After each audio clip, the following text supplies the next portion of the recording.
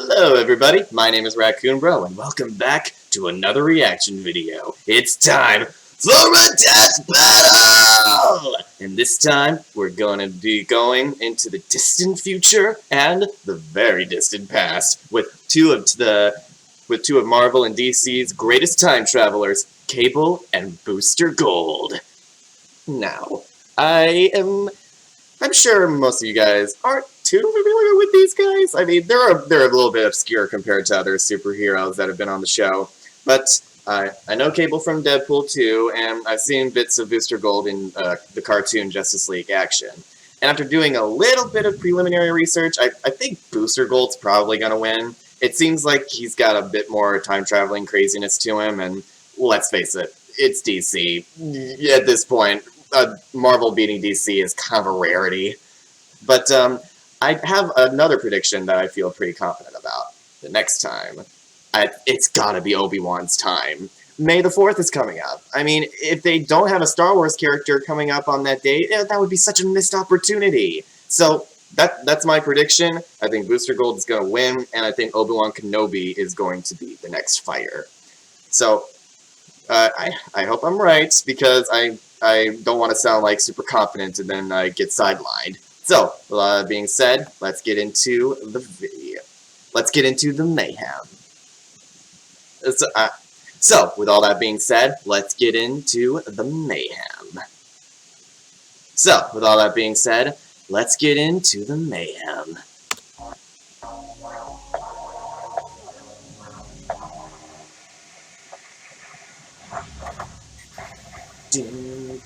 Mankind has always looked to the past with regret for mistakes, and to the future for the chance to correct them. But what if the past and future could be visited at the same time? I'd say buckle up, but where we're going, we don't need seatbelts. Wait, is that the right quote? Close enough. The time-traveling warrior mutant from Marvel. Close enough, And Boomstick. Booster Gold, the greatest DC Comics hero you've never heard of. He's Wiz and I'm Boomstick. And it's our job to analyze their weapons, armor, and skills to find out who would win a death battle. Our convoluted story begins with the supervillain, Mr. Sinister. With a name like that, you'd just be disappointed if he wasn't a supervillain. In an attempt to destroy Soul bad another guy, supervillain, anyone? Apocalypse, Sinister planned to create the ultimate mutant. Oh, by the way, we sorry if decided you guys to, hear rain outside. There's a storm coming through, and I hope it's not too distracting. I mean, they're already in a relationship. Just one little problem. By the time Sinister was ready, Jean was kind of dead. No problem for Mr. City. He just cloned Jean, got the new her in bed with Cyclops, and bam! Out popped Nathan Summers, Marvel's ultimate baby. Of course, we're talking about comic books here, so Doomsday Jean was the eventually came back ultimate to life. baby After from dumping DC. the clone, Scott and Jean decided to raise baby Nate together. Oh, how nice. They love happy endings. Until Nate was kidnapped by, ironically, Apocalypse. Apocalypse infected Nate with the techno-organic virus, a liquid metal I don't know why that's that converts ironic. ventilation into cold, unfeeling steel. It's basically cyborg herpes. And just like the real thing, there was no cure. Trust me. Until the lady from the Wait a future minute. showed up. Long story short, Boomstick, Scott and is there Jean something allowed you're not Nate telling to us? 2,000 years into the future in hopes of a cure. Unfortunately, there wasn't one, because the future world was ruled by, of course, Apocalypse. So now, He's got a Nate's crazy got an mouth. incurable robot virus and is stranded in a post-apocalyptic apocalypse future. What a ripoff. Well, it's not all bad. As the techno-organic virus took over Nathan's body, it enhanced his strength, speed, and endurance. Most notably, he gained a powerful metal arm and a cybernetic eye that can see in infrared, track objects 2 miles away, and fire lasers. And if any part of his robo-self is damaged, he can just put it back together lickety-split. He's more than just a But what cyborg. about the fleshy His training in the bits? future turned him into an incredible hand-to-hand combatant and tactical genius. And like any good 90s comic book hero, he often comes to fights packing some totally awesome heat. Machine guns, laser Still got guns, raised by a his new parents? He can control dinosaurs? What Kind of- more would you need? He Comics are became weird. a gritty savior of the future, where everyone knew him by one name, Cable. Are we not going to get an explanation for why he's called Cable? Future, he was running out of time. The virus would eventually overtake his body and destroy him. Good thing Cable's not just any mutant, he's an Omega-level mutant. which means his power is ultra maximum level. Thanks to his parentage, Cable possesses incredible telekinetic power. He can move objects with his mind, create force fields, disassemble complex technology, and even manipulate matter down to the atomic level. He uses this TK power to keep the technovirus at bay. Yeah, he's constantly pushing the virus back 24/7. How does he do that in his sleep? His telekinetic powers are so strong that he comic collects books. 247 enormous missiles, Just say that he... containing their explosions, and then funnel them out of the atmosphere. Whoa. Badass. Whoa. He's also a telepath who can read and control minds on a planet-wide level. He can even shut your brain off if This he guy doesn't Ultron like you. or what? I can do that to Wiz. Good luck with that. He's capable of ionizing the entire planet's atmosphere all by himself, and his psionic powers extend even further. He can physically displace his body through both time and space, allowing him to teleport and time travel. It was those timey-wimey powers that let Cable visit the 20th century where he met the X-Men. But how can he joining their fight teleport? for a better future And, in our past. Like a compression of And that's how he mass found in alternate the air. versions of himself, like a clone named Strife, a timeline where he was a she named Rachel, and another Nathan Gray who was called X-Man. Wow, really breaking the bank on the name of that guy, huh? Pretty gutsy Like to name Captain himself Marvel. after the entire franchise. Hey, Wiz, is that Jesus? It is. Oh. Oh my God. Holy shit, be careful of what you say in front of mutant Jesus. X-Man's potential is incredible, a showcase of the almighty power Cable could have if not for the techno-organic virus. So Cable said, screw this bullshit and straight up pulled the virus out of himself. Whoa. Wouldn't even grab onto. Literally rearranging his DNA to do so, which is impossible. Across the 70 trillion cells in an average human body, there are over 200,000 My pairs God. of DNA. But somehow, over the course of a day, Cable could comprehend and manipulate each and every one. What the frick, Yeah, comics? that's why I said hardcore. Without that dumb Are you virus kidding taking him me? over, he's lifted a giant metal island into the sky, Wow. broke the Silver Surfer's board, and could even move planets. To move the Earth out of its solar orbit by 10%. Once absorbed and vomited up Deadpool. Billion joules of energy, about 112 septillion tons of TNT. That's 24 zeros, bitches! He's Bitches. fast enough to fight the Silver Surfer, and was tough enough to survive the Incredible Oh, Hulk. it's getting But even nasty with all out this there. power, Cable knew he could never truly save the future. However, he did eventually find hope. Yeah, like literally, it's a girl named Hope. After so much time alone, he had finally found a family to protect. Aw. Whether it be past, present, or future, Cable will always be fighting for a better tomorrow. Remember it, Apocalypse. The name's Cable. Remember it. Booster Gold is a hero, Apocalypse. an icon, a brand. He's Sure a you don't want to vigilante do another protecting the take? Streets of Metropolis, and also the head of his own PR company. He's a wink and a catchphrase. He's fame and fortune incarnate. But the number one thing to know about Booster Gold, he's 100% full of shit. Michael John Carter was your average star college football player from the 25th century. His future in the future was bright until his mother caught it. Is this guy like DC's Deadpool, but if he could time travel? Forced into a corner, Michael was caught betting on his own games in order to pay for the treatment. Should have moved to Future Canada. While his mother did survive, Why is he constantly Michael found mistaken as himself Green in Lantern? After He's his not time, green, just managed guys. to Come land a job as a on. security guard at the Metropolis Space Museum and stumbled upon the exhibit on 20th century superheroes. Which inspired him to become a superhero too. Kind of. Actually, he stole all the hero tech he could, and turns out it was the real deal, including a goddamn time machine. What? Oh yeah, great idea. Let's just leave that shit lying around in the museum that hires ex-cons and security. Alongside his own C-3PO bot, Skeet, Michael took a trip to the past. He used his knowledge of future events to profit off the stock market and form his own company, Gold Star Incorporated. It's pretty clever of him. Clever like a fox. Because Michael J. Fox played the guy from Back to the Future, and he went back and Sports Almanac. This PR firm and merchandising house would eventually introduce him as a self-made superhero celebrity, Gold Star. Except Ronald Reagan misheard the name as Booster Gold, and it stuck. Well, now he sounds like a trading card pack. Don't get the wrong idea. Michael didn't initially become a superhero for altruistic means. Even Superman, the most positive man alive, believed Booster Gold to be a huge dick. Who could blame him? Booster didn't care about helping people. He just wanted to make a fortune on problems he already knew would happen. Sports Almanac, remember? Luckily, he wasn't all talk. His stolen technology was incredibly advanced. Like his power suit, which, despite making him look like a huge tool, increases his strength, speed, and toughness to superhuman levels. His main offensive gear includes energy gauntlets, both of which can fire unidirectional blasts known as Booster shots. Really leaning into that brand synergy, huh?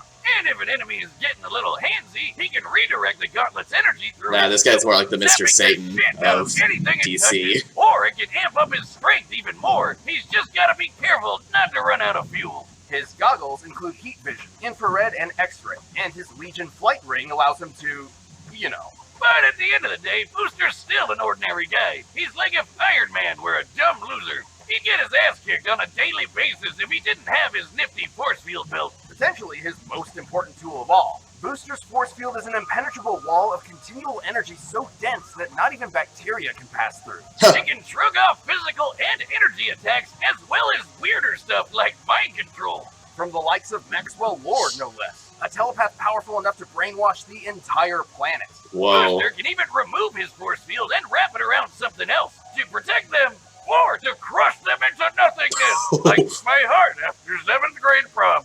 Aww. Perhaps his suit's most bizarre ability is his mass dispersion field. That's Instead of awesome. blocking attacks, this field absorbs matter and spits it back out. Obviously, if applied to a human being, the results would be... Me at my 7th grade prom.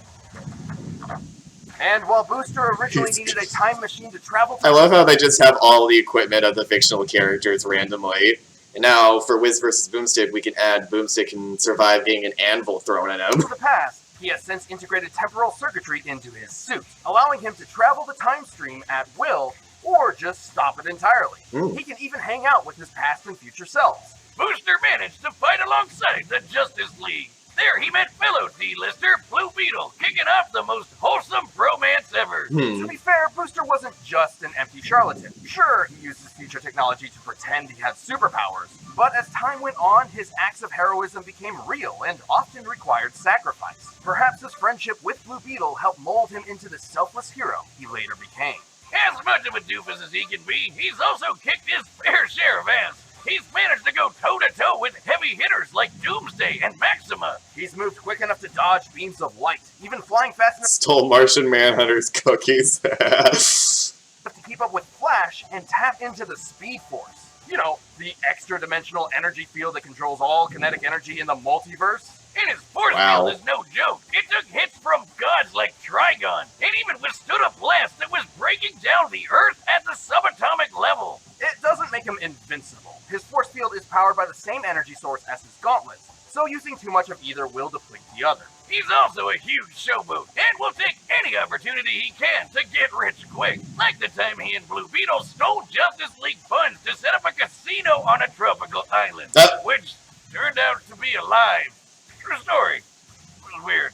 Booster's story is, if anything, the journey to humility. After years of hero work, he was offered membership with the Justice League of America, and yet he turned it down, knowing the damage such a thing could do to history.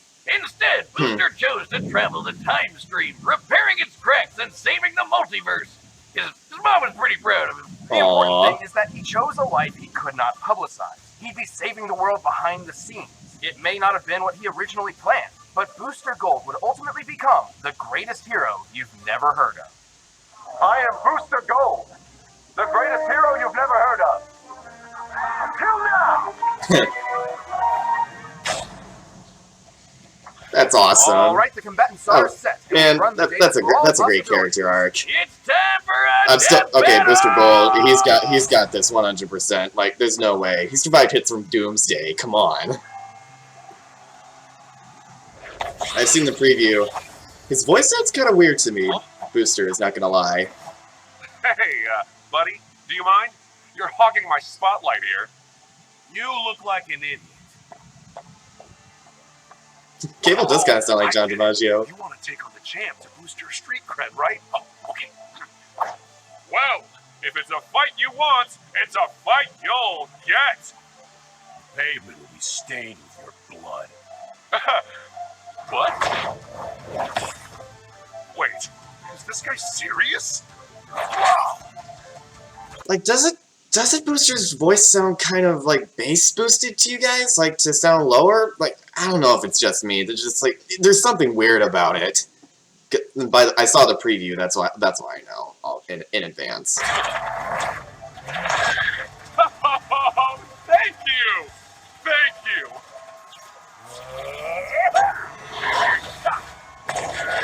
Did he dab?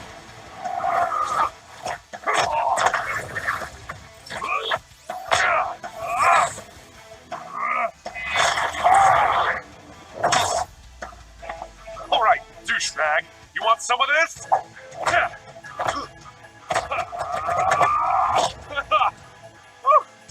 Let's see. How far you fly! Was that supposed to be like stasis Like a girl. from Breath of the Wild?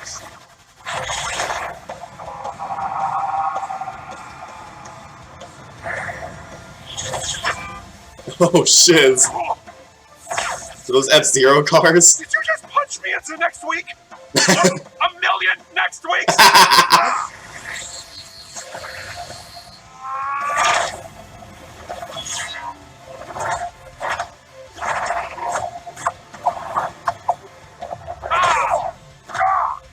I'm ending this farce. And they weren't kidding. This is going all over the place.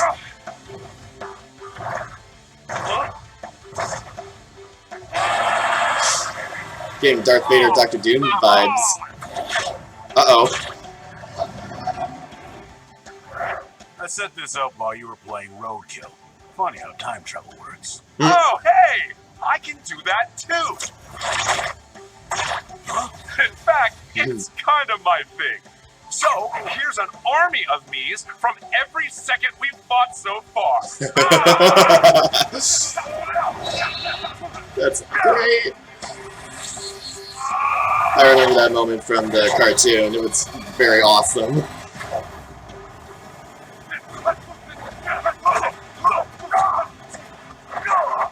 Enough! Turn those shields off! Oh, no!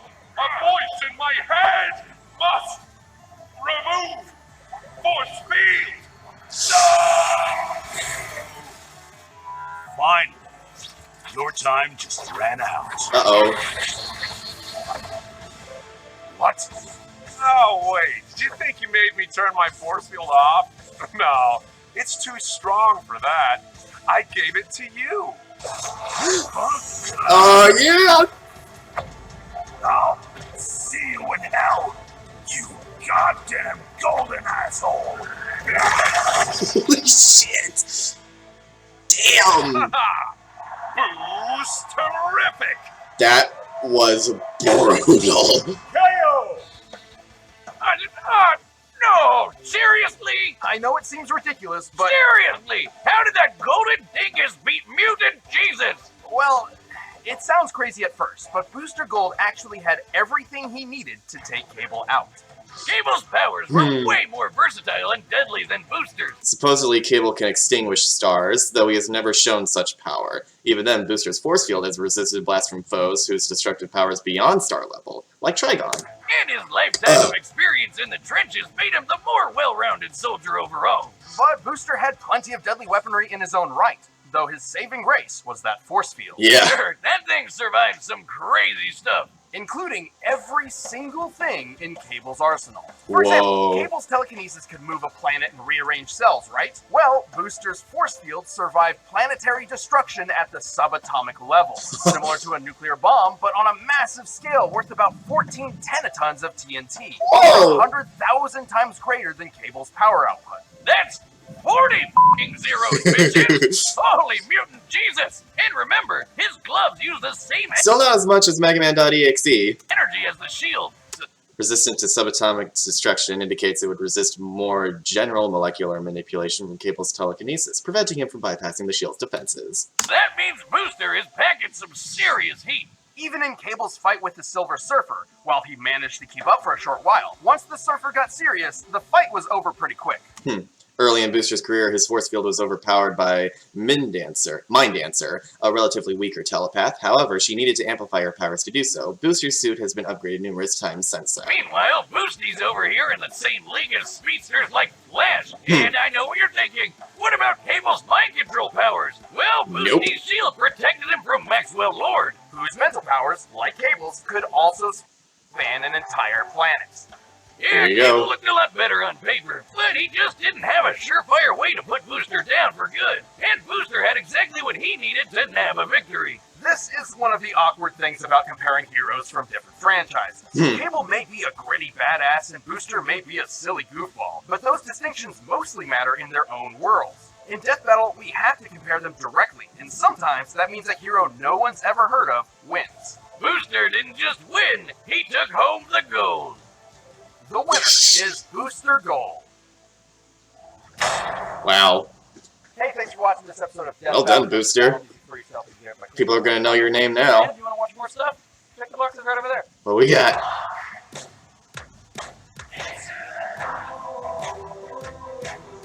Dragon Prince! Oh, okay, sorry. That was Naruto.